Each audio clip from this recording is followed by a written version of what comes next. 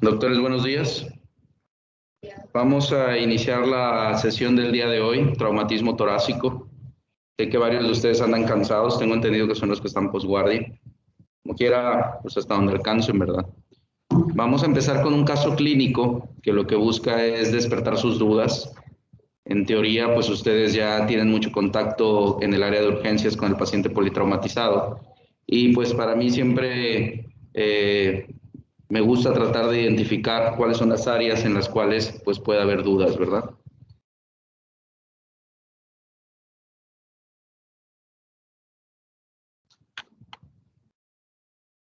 Me hace que se traba, ¿eh? Ahí está, te voy a ir dando acá en la pantalla. Bueno, se trata de un femenino de 27 años de edad con antecedentes desconocidos que ingresa al servicio de urgencias trasladada por paramédicos tras participar en un accidente automovilístico. Portadora de cinturón de seguridad, copiloto, impacto frontal en vía de alta velocidad. En el accidente se reporta una persona fallecida.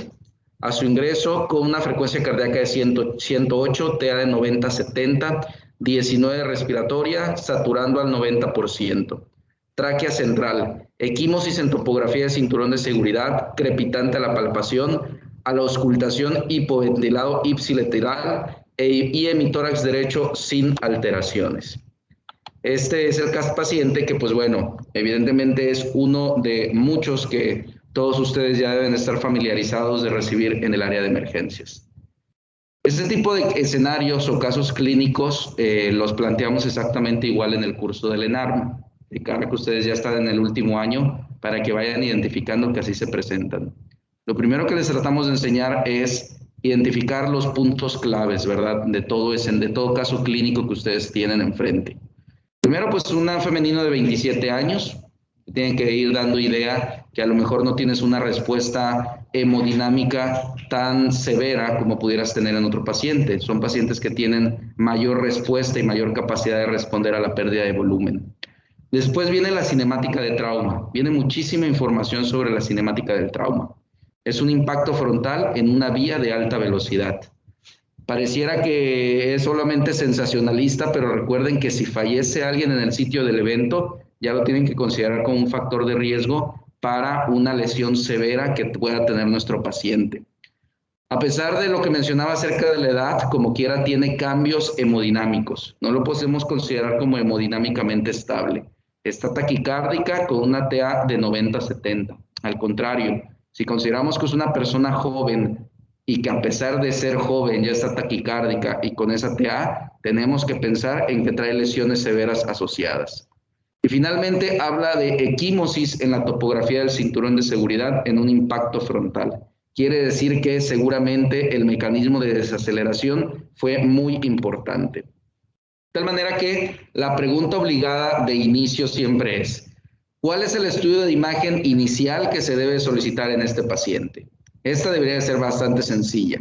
¿Quién diría que el inicial es una radiografía de tórax? Veo que la mayoría. ¿El inicial un TAC toracoabdominal? ¿El inicial un angioTAC de tórax? ¿O el inicial un ecocardiograma? Es muy importante la pregunta precisa porque aquí hay estudios que vamos a tener que hacer, pero todos se deben de hacer en la secuencia correcta y las preguntas pueden llegar a ser así de específicas. Por supuesto que el estudio de imagen inicial, creo que prácticamente todos nos queda muy claro, es la radiografía de tórax. Sí, aquí tienes la radiografía de tórax que se solicita, muestra fractura del tercio proximal de la clavícula izquierda. Fracturas del quinto al séptimo arco costal izquierdo en un solo trazo. No datos de derrame pleural ni de neumotórax. Con la analgesia administrada y el oxígeno suplementario, sus signos vitales se estabilizan. ¿Cuál es la conducta más apropiada a seguir? Angiotac de tórax, tele de tórax de control a las 6 horas, medidas de higiene pulmonar o egreso con cabestrillo y cita a la consulta externa a la brevedad, porque ya ven que estamos muy llenos. ¿Cuál sería la conducta a seguir más apropiada? ¿Quién diría angiotac de tórax? Muy bien. ¿Quién diría una tele de tórax de control a las 6 horas? Digo, lo hemos visto mucho. Está diciendo que no tiene un neumotórax, pero tiene fracturas costales. No es una conducta infrecuente que tomemos una tele de tórax a las 6 horas, porque puedes tener un neumotórax oculto, un neumotórax a tensión. Medidas de higiene pulmonar, al final de cuentas puede desarrollar una contusión pulmonar, nadie lo pediría. Egreso con cabestrillo y cita a la consulta externa, no tiene lesiones, no tiene derrame, no tiene neumotórax, sus signos vitales ya se establecieron. ¿Alguien la manda a la consulta externa? Bueno, la verdad es que aquí siempre es donde se identifican dudas. Lo que corresponde en esta paciente es tomar un angiotac de tórax.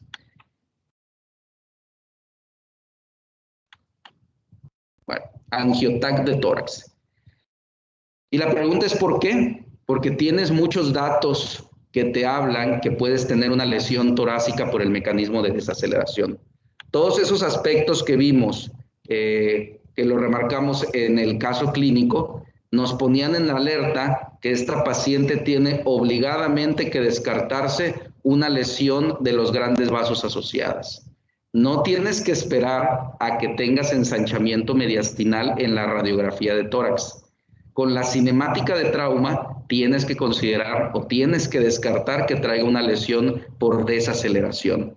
¿Cuáles son los datos de alarma que se identifican en la cinemática de trauma de nuestro paciente? Accidente en la vía de alta velocidad y fracturas costales, fallecido en el lugar del evento e hipotensión, fractura del tercio proximal y vía de alta velocidad y disminución en Glasgow y fracturas costales. Te la voy a dejar que la contesten ustedes, ahí estaban todos los escenarios en el resumen. Y es que hay algunas situaciones en las que el CENETEC, que son las guías mexicanas, solamente mencionan cinemática de trauma de alta energía, pero no define qué es lo que vamos a considerar como alta energía. Y al término de las diapositivas, porque así es la secuencia de esta exposición, viene qué es lo que vamos a considerar como como trauma de alta energía. Y esta paciente cumplía esos criterios. De tal manera que si tienes un accidente de alta energía, obligadamente el paciente tiene que tener un angiotac de tórax para descartar una coartación de la aorta, una ruptura aórtica contenida. Vámonos de lleno a la clase. Las lesiones del tórax hay que considerar que son lesiones producidas en todos los elementos que tenemos en el tórax. La pared torácica, órganos o estructuras intratorácicas, por diferentes mecanismos. Podemos tener aceleración, desaceleración, compresión, impactos de alta o baja energía, como pueden ser arma punzocortante o arma por proyectil de arma de fuego, penetración y electrocutamiento. Al menos 25% de las muertes por trauma son consecuencia directa de una lesión en el tórax. De estos, pues prácticamente son muy similares de acuerdo al trauma cerrado y al trauma penetrante. Lo que sí vale la pena mencionar es que los traumas penetrantes tienden a ser traumas más nítidos y son más propensos a poderlos reparar. Los traumas contusos habitualmente son desgarros, lesiones más extensas y difícil de darles un tratamiento en agudo. El 85% de los problemas se resuelven con medidas que no requieren un procedimiento quirúrgico mayor. Entre ellos se encuentra el tratamiento médico y también se encuentra la descompresión torácica y la colocación de sonda de toracostomía. Y por otro lado, si nosotros realmente escarbáramos adecuadamente en todos los traumatismos de tórax, el 80% van a presentar cuando menos una fractura de un arco costal. No la tenemos que buscar necesariamente, pero si lo hiciéramos, 80% van a tener cuando menos una fractura de un arco costal. La muerte inmediata va a ocurrir en el sitio del evento, secundario a disrupción del corazón y de los grandes vasos. Entre 30 minutos y 3 horas después, los pacientes que no fallecieron en el lugar del evento van a fallecer por taponamiento cardíaco, obstrucción de la vía aérea o aspiración. ¿Qué significa esto? Que nosotros tenemos este espacio de tiempo, que nosotros realmente lo conocemos como la hora o la hora dorada, en el cual tenemos que identificar estas lesiones. Si no las identificamos, el paciente puede fallecer. Justamente ayer hablábamos que en el momento en que el paciente ingresa al hospital, ya es responsabilidad del cuerpo médico, pues tratar de sacar adelante al paciente.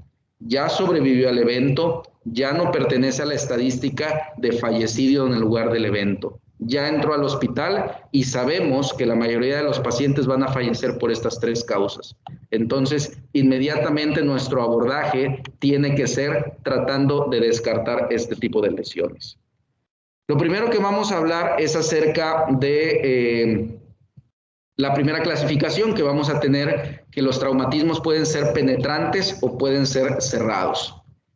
Bajo estos dos mecanismos vamos a tener dos fisiopatologías en el desarrollo de las complicaciones de nuestro paciente.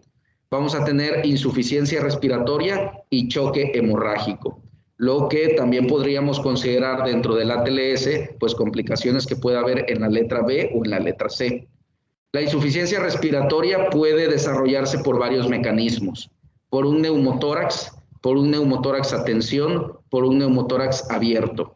Siempre es importante definir con precisión qué tipo de neumotórax es el que vamos a tener enfrente. Tórax inestable también te puede llevar a una insuficiencia respiratoria simplemente por dolor o bien por la contusión pulmonar que vamos a tener de manera subyacente.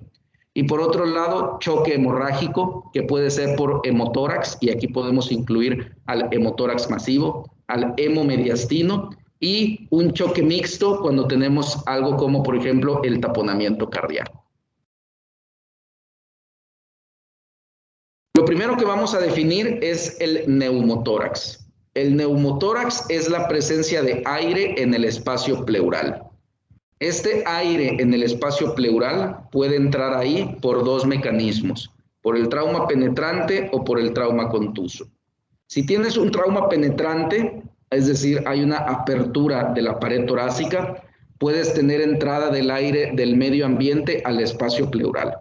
Por cuestión de presiones, el parénquima pulmonar se colapsa y entonces tienes entrada de aire del medio ambiente al espacio pleural y tienes un neumotórax. Por trauma cerrado, lo que tienes que asumir es que tienes alguna fractura costal que entró hacia el espacio pleural, desgarró el parénquima pulmonar y tienes fuga aérea del parénquima al espacio pleural. Es la manera como puede entrar aire al espacio pleural. Así es como vamos a denominar el neumotórax. Frecuentemente está asociado a la presencia de líquido en el espacio pleural. Todo líquido en el espacio pleural en el contexto de trauma lo tenemos que considerar como sangre, es decir, hemotórax. Con las salvedades, ¿verdad? Si tienes una paciente añosa, pues puedes llegar a considerar alguna otra situación. Esta es la imagen característica que nosotros vamos a ver en un neumotórax. La descripción, como se la tienen que aprender, es el hecho de evaluar una radiografía de tórax, siempre de la misma manera. Tratamos de enseñarles que sea de afuera hacia adentro. Si vamos de afuera hacia adentro, primero vamos a ver el tejido celular subcutáneo en esta radiografía. Vemos que no hay ninguna alteración ni presencia de enfisema subcutáneo. Después de los tejidos blandos, vamos a seguir con el tejido óseo. Tenemos inmediatamente los arcos costales. Vamos a buscar que estén íntegros. Tenemos que buscar si no están horizontalizados o abiertos los espacios intercostales. Vemos que en esta radiografía están íntegros, no están horizontalizados y no están abiertos. Horizontalizados y abiertos los vamos a buscar, ya que si hay algo ocupativo del espacio pleural, pues los arcos costales se horizontalizan y se abren un poco. Después vamos a tener el seguir el parénquima pulmonar del centro a la periferia. Como ustedes saben, tenemos que seguir la trama bronquial y vascular. Esta se tiene que extender hasta la parte más lateral.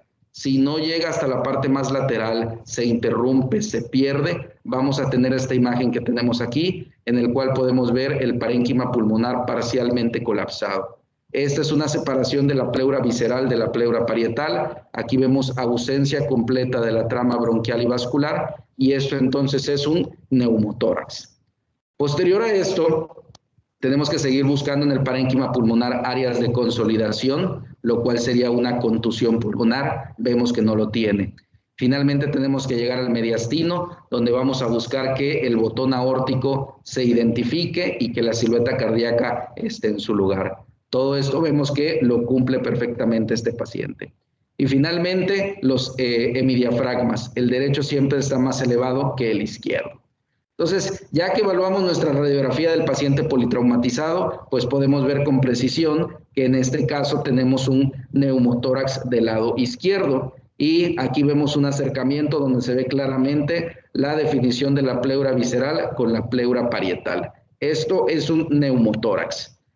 Dependiendo de la clínica que tenga nuestro paciente, es que vamos a definirlo como un neumotórax simple o un neumotórax a tensión, como vamos a ver en un momento más. Este es el neumotórax abierto, como les mencionaba, una lesión en la pared torácica, está abierta, todas las capas y por ende entra aire al espacio pleural. La manera como nosotros lo vamos a identificar es, pues evidentemente por la herida, y característicamente tienen el ruido de la toracopnea, en el cual se escucha un ruido muy profuso al momento que está ingresando el aire, ya que se presenta una especie de fenómeno de válvula. Lo que nosotros tenemos que hacer en estos casos es convertirlo a un neumotórax simple o un neumotórax cerrado. ¿Cómo podemos hacer eso? Se puede hacer con una sutura continua, se puede hacer con un apósito estéril cubierto con gel para hacer una interfase. Y lo que sí es que inmediatamente que lo convertiste a un neumotórax simple, tienes que tratar como tratas un neumotórax simple. ¿Y cómo se trata? Con la colocación de una sonda de toracostomía con toda la técnica que vamos a describir a continuación. Si no tienes capacidad para convertirlo a un neumotórax simple, incluyendo la colocación de la sonda en tórax, lo que puedes hacer es colocarle un apósito en 3 lados. Lo sellas únicamente en 3 lados para que por el otro lado pueda continuar la fuga de aire ahora de adentro hacia afuera y que no se te vaya a complicar durante el traslado.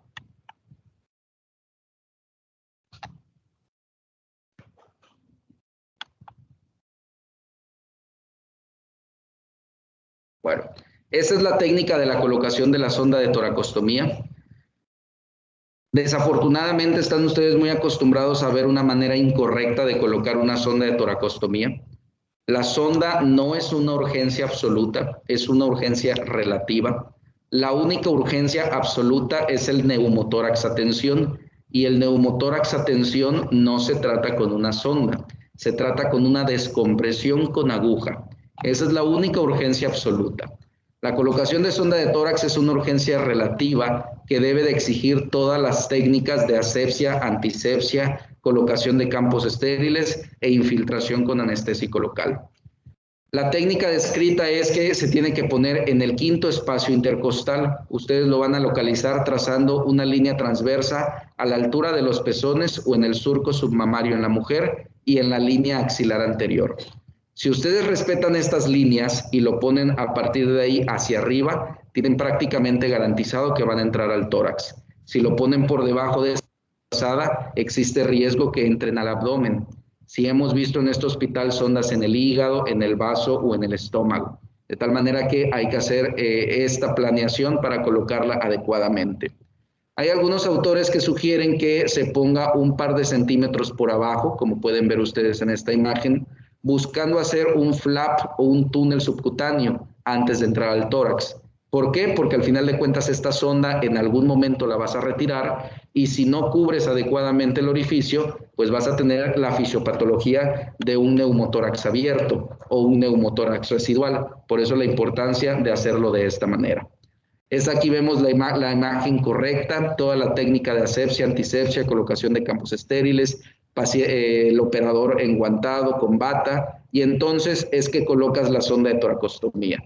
También examen pregunta de examen es qué calibres vamos a utilizar. Si solamente vas a drenar aire, tienes que poner una sonda de 24 para abajo, 24 French. Si vas a drenar coágulos, es 32 French para arriba, aunque realmente no hay muchas, es 32 y 36. Así es como viene en la guía mexicana del CENETEC. Recuerden que una vez que colocan una sonda de toracostomía, es importante tomar una radiografía de tórax de control, buscando las muescas que ya sabemos que tienen nuestras sondas.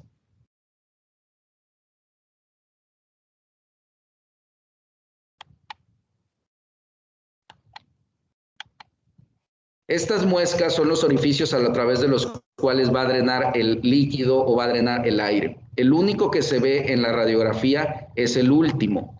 Ese siempre tenemos que buscar que esté dentro del tórax para garantizar que no estemos comunicando el medio ambiente con el espacio pleural. Eso lo vamos a hacer con la radiografía de tórax de control, que se tiene que solicitar en todo paciente que nosotros coloquemos una sonda de toracostomía. Esta es la imagen que ya la habían visto ustedes. Siempre verificar. Por otro lado, una vez que se ha colocado la sonda de toracostomía, recordar que hay que conectarlo al Pleurovac. Breve recordatorio de cómo funciona el Pleurovac. El principio es estos 3 frascos que a ustedes ya no les tocó. A algunos de nosotros todavía nos tocó utilizar este mecanismo de los 3 frascos. Esos 3 frascos o cámaras están integrados en los Pleurovacs actuales. La primera cámara es una cámara totalmente de recolección. Todo el líquido que salga del tórax debe de caer en esta zona, que corresponde al primer frasco. Ambos frascos se van a dividir a través de una segunda cámara con este sello de agua. Si no existiera este sello de agua, pues realmente tendríamos comunicado el medio ambiente con el espacio pleural. Este sello de agua divide estas 2 cámaras a través de esta pequeña curva que hace aquí. De tal manera que esto podemos considerarlo como presión del espacio pleural y este lado ya lo podríamos considerar como medio ambiente. Y finalmente el tercer frasco o la columna de agua es la que realmente va a regular la fuerza de succión que nosotros vamos a estar aplicando al espacio pleural. No depende realmente del aspirador de la pared. Se regula específicamente aquí y es por eso que se pone una columna de agua de 20 centímetros de agua. Entonces, es ahí donde funciona este Pleurovac. Bueno, esa es la diferencia entre entonces un neumotórax simple y un neumotórax abierto. Nos falta el neumotórax a tensión, que como les mencionaba, el neumotórax a tensión es lo que es una verdadera urgencia absoluta, porque pone en riesgo la vida de nuestro paciente.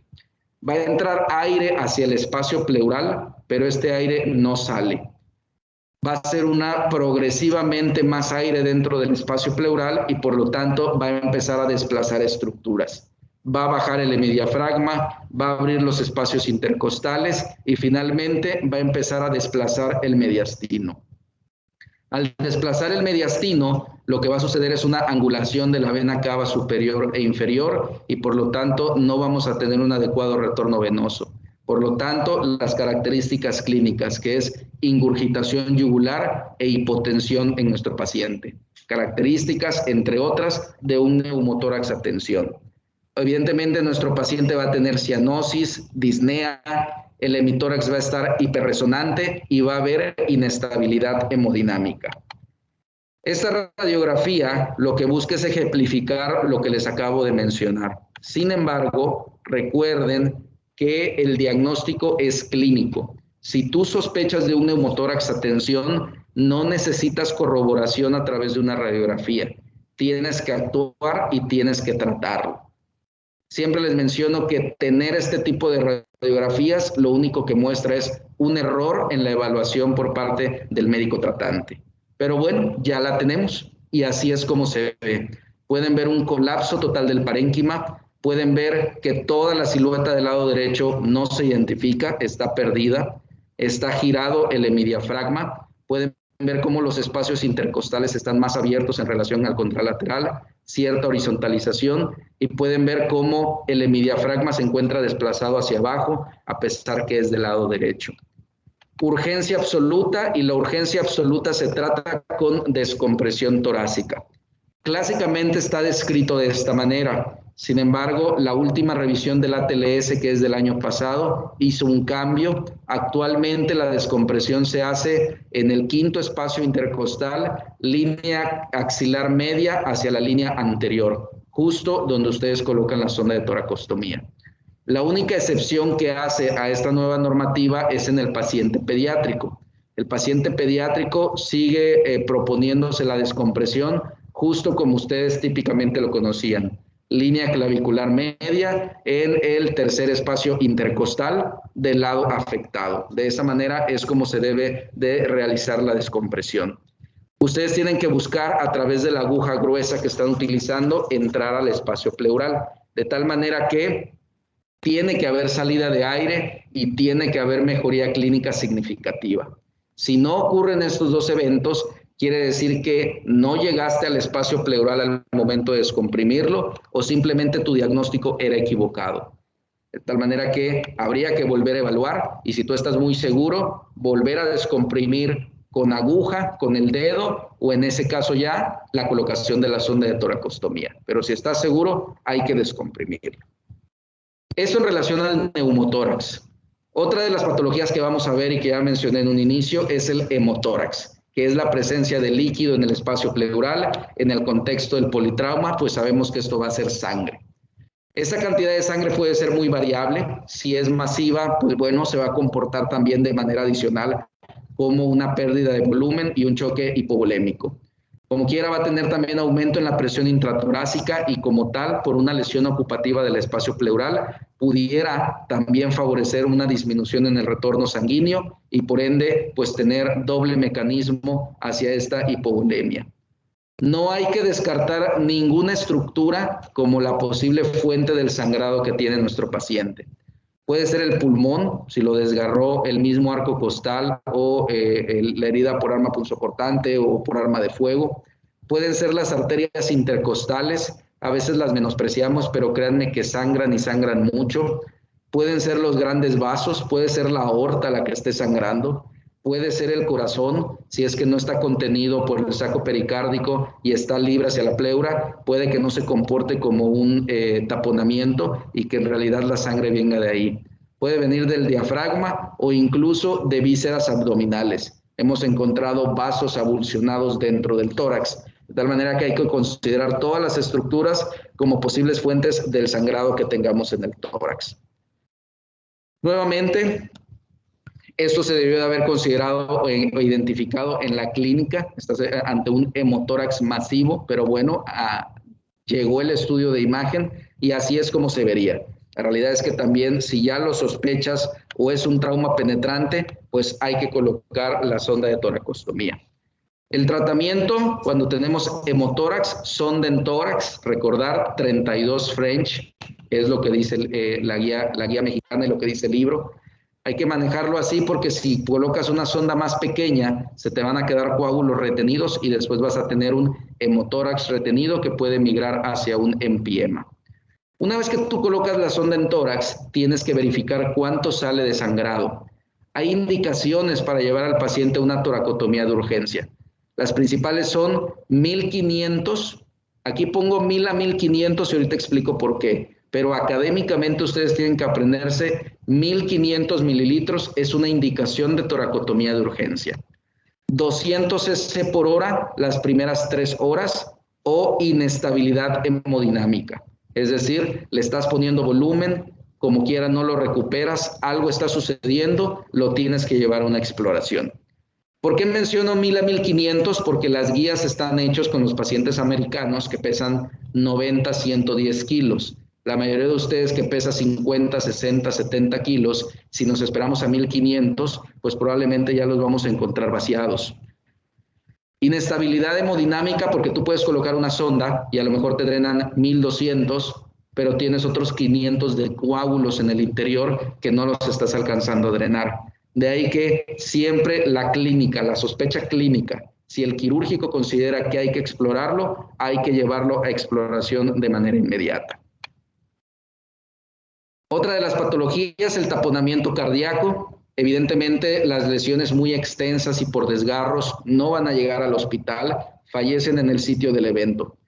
Normalmente pueden estar asociados a otro tipo de lesiones, incluidos neumotórax y hemotórax, pues al final de cuentas para llegar al corazón tuvieron que pasar muy probablemente la pleura, cuando menos, aunque sí puedes llegar a tener una lesión en el corazón, una lesión pura. Las lesiones pequeñas, muy nítidas, por cualquiera de los mecanismos descritos, puede llevarte al taponamiento cardíaco. El trauma contuso es extraordinariamente raro que te vaya a dar un taponamiento cardíaco, pero sí existen. Apenas hace unas 2 semanas describíamos, yo creo que el segundo o el tercer caso que hemos visto en 10 años. Sí existen, las tienes que sospechar, pero son muy infrecuentes. La mayoría de estas son por traumatismo penetrante. Se tiene que tener un elevado índice de sospecha. ¿Y esto cómo lo vamos a lograr? Todas las lesiones en precordio, toda lesión penetrante en precordio, tienes que considerar que traiga una lesión cardíaca subyacente. De tal manera que todo paciente que tenga una lesión en precordio se debe de solicitar un ecocardiograma transtorácico. ¿Qué es lo que vamos a considerar como precordio? Pues bueno, por la parte de arriba, las clavículas hasta la línea medio clavicular. Toda la línea medio clavicular hacia abajo y hasta abajo el último arco costal. Todo lo que se encuentre por dentro de ese espacio, trauma penetrante, hay que descartar una lesión subyacente. ¿Cuáles son los datos clínicos característicos del taponamiento? La tríada de Beck, aunque menos del 30% de los casos va a presentar toda la tríada de Beck al momento que tú hagas la exploración. Son ruidos cardíacos velados, ingurgitación yugular e hipotensión. Pero por supuesto, si nos imaginamos el mecanismo, pues es muy fácil concluirlo. Vas a tener sangre alrededor del corazón, el pericardio es un saco rígido, va a irse acumulando sangre, normalmente hay 10 mililitros de líquido, con 110 mililitros ya empiezas a tener cambios en los cuales el corazón no se puede dilatar, no hay entrada de sangre y por lo tanto la sangre se empieza a remansar en la vena cava superior e inferior. De tal manera que ahí es donde viene la ingurgitación yugular. Si no tienes precarga, no tienes poscarga y tienes la hipotensión. Y la gran cantidad de coágulos alrededor del corazón, pues te va a dar los ruidos cardíacos velados. Recordar nuevamente, no vas a tener todos los elementos al momento del diagnóstico, hay que ser sumamente agresivos, con uno solo que veas, tienes que actuar de manera inmediata. El tratamiento, está descrita la pericardiocentesis, que al final de cuentas es una terapia puente. Busca sacar un poco de sangre del saco pericárdico para mejorar la situación hemodinámica y poder llevar a nuestro paciente a la sala quirúrgica. Se debe de realizar guiado por ecocardio o guiado por electrocardiograma.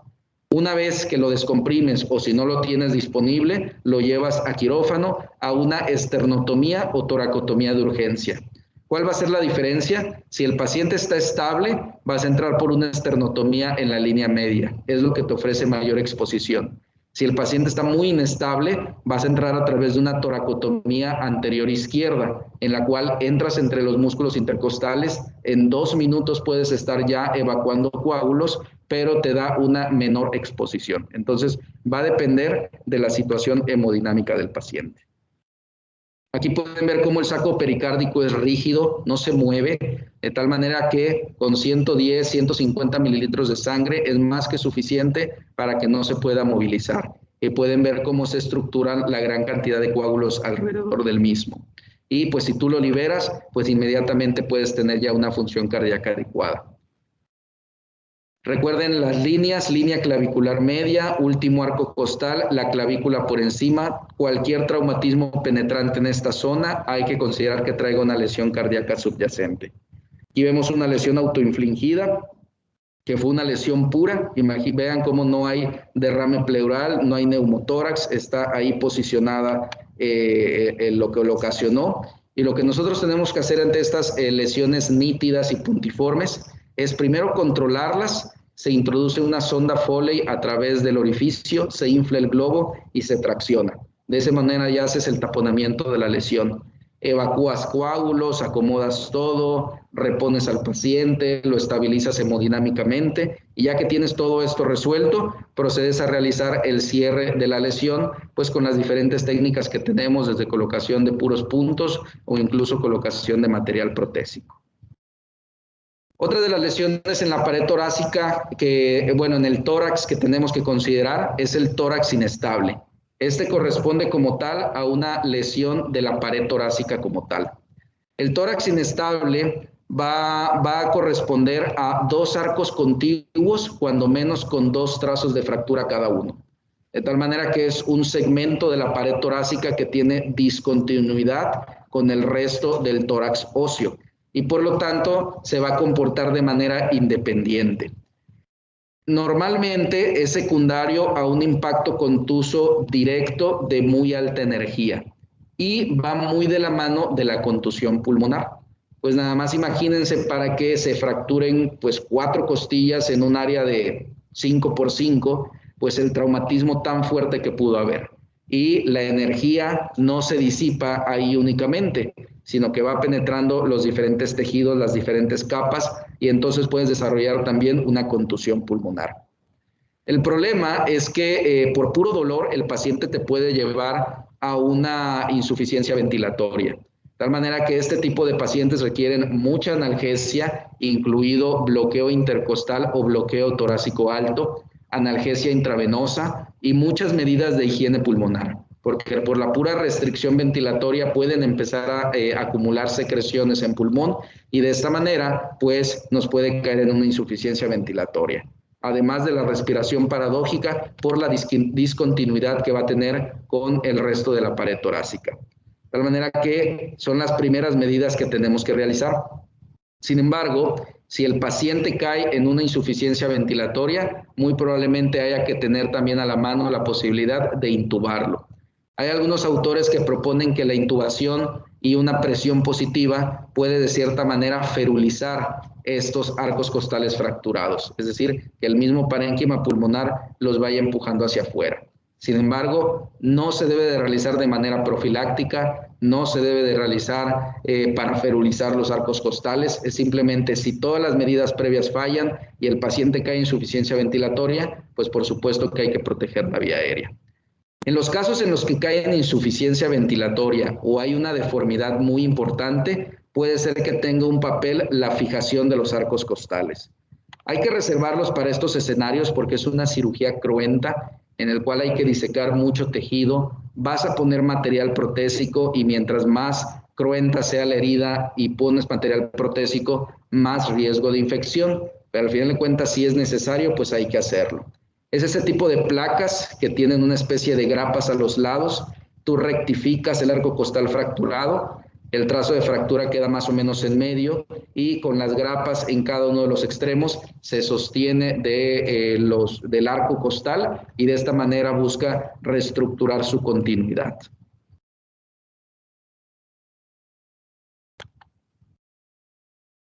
Contusión pulmonar, como les mencionaba, es muy insidiosa su aparición, pero puede ser potencialmente mortal.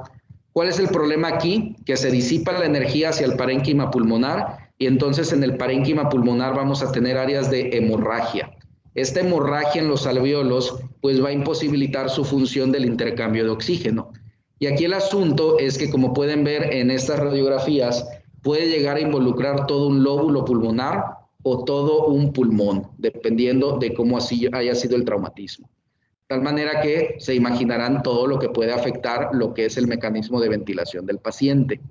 Estos son parte de los pacientes que deben de tener una radiografía de tórax a las 6 horas, porque de inicio puede ser que no se vea, pero a medida que va progresando la evolución del paciente, a las 6 horas ya lo puedes localizar. Es hemorragia, edema, microatelectasias del lado afectado.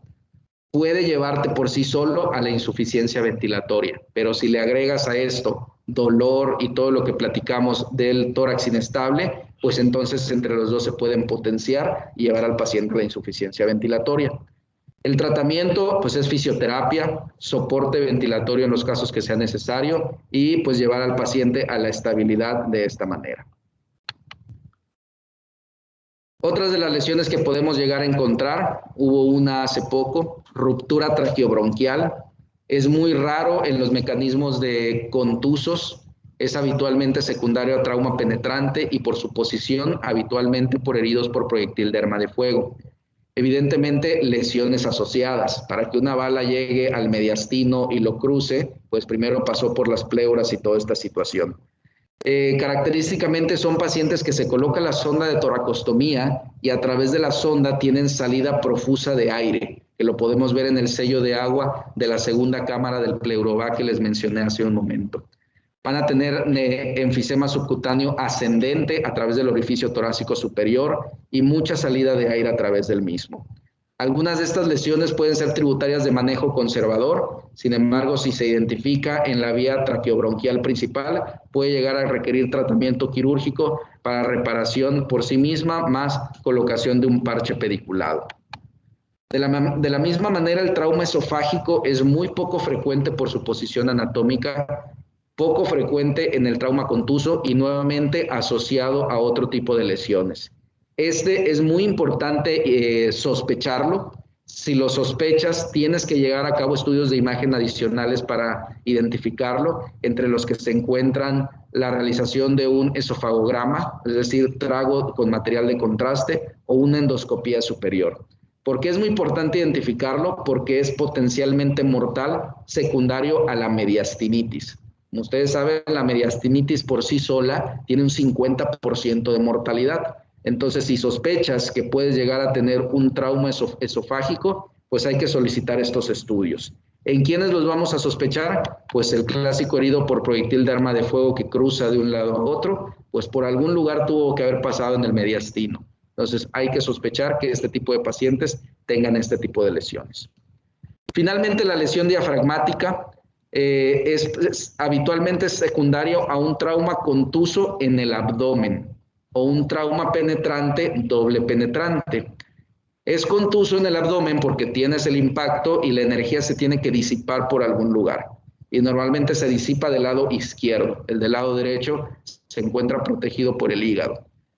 Hay que identificarlo de manera inicial. Lo vas a identificar cuando tú pienses que traes un neumotórax, pero aparte de eso, escuchas peristaltismo. En esos escenarios tienes que colocar la sonda en tórax, como ven aquí, con mucho cuidado, sabiendo que probablemente tienes vísceras en el hemitórax afectado. Y una vez que se confirma el diagnóstico, que esto se hace habitualmente con una radiografía, con una colocación de sonda nasogástrica o por una tomografía, se tiene que hacer una reparación de la misma. El abordaje es abdominal, reduciendo las vísceras que se hayan pasado al hemitórax y haciendo un cierre primario del diafragma correspondiente. Así es como se ve y así es como lo terminamos reparando. Y finalmente, la disrupción de los grandes vasos. Es causa de muerte en el impacto frontal. Esa era una de las características del paciente que habíamos mencionado. Si no es completa y la pleura mediastina se encuentra intacta, da tiempo a que llegue al hospital y son de los pacientes que, insisto, es nuestra responsabilidad identificar. 100% mortal si no se identifica, porque pues ya está roto, simplemente está contenido por la pleura. En el mejor escenario podría evolucionar a un aneurisma. Estás hablando de un aneurisma del callado de la aorta. Por eso es que se considera prácticamente 100% mortal si no se identifica oportunamente. El diagnóstico, mediastino ensanchado en cualquier radiografía, por cualquier otro mecanismo, o bien por los mecanismos que les acabo de mencionar de impacto de alta energía. Como les mencionaba, el CENETEC nada más dice angiotac de tórax en pacientes con sospecha de trauma torácico y lesión de la aorta. Las guías demás dicen traumatismo de alta energía y todo esto es lo que nosotros tenemos que considerar como traumatismo de alta energía. No es lo mismo que te atropellen en Aguirre Pequeño a que te atropellen en Gonzalitos o en Constitución. Por eso es accidentes en vías de alta velocidad. Fallecidos en el lugar del evento. Si falleció alguien, pues hay que considerar que el impacto fue de alta energía. Ensanchamiento mediastinal, creo que ahí no tengo que ahondar nada. Fractura del primero o segundo arco costal. Es muy difícil que te fractures esos arcos costales. Nuevamente, si sucedió, quiere decir que el impacto fue de muy alta energía. Se comporta de la misma manera el tercio proximal de la clavícula. Medio y distal, pues bueno, son el pan de cada día. Pero si fracturas el tercio proximal, nuevamente, trauma de alta energía. Fractura del esternón, evidentemente.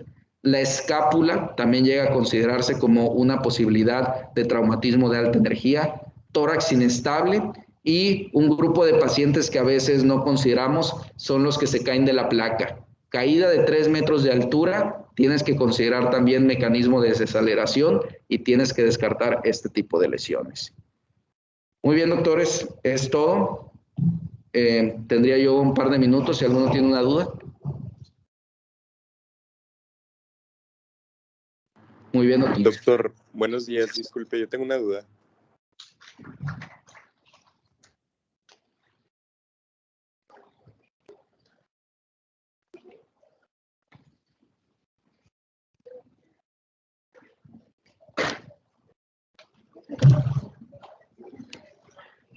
Rosa.